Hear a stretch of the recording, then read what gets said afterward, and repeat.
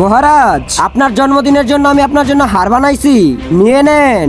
মন্ত্রী, ওর গলা কেটে দাও, তার কাছ থেকে হারটা নিয়ে নাও। মহারাজ, মহারাজ মাফ করে দিন। মহারাজ, মহারাজ, আমি আপনার জন্য চুড়ি বানাইছি।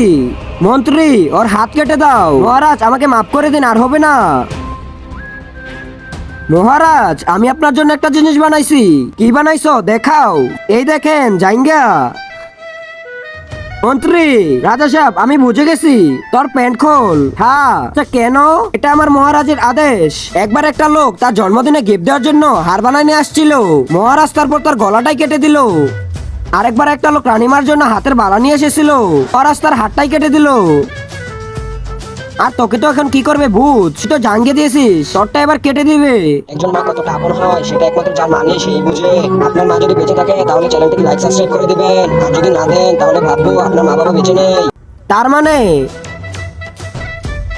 আরে মহারাজ, আমাকে মাফ করে দিন। মন্ত্রী, তাড়াতাড়ি কাটো।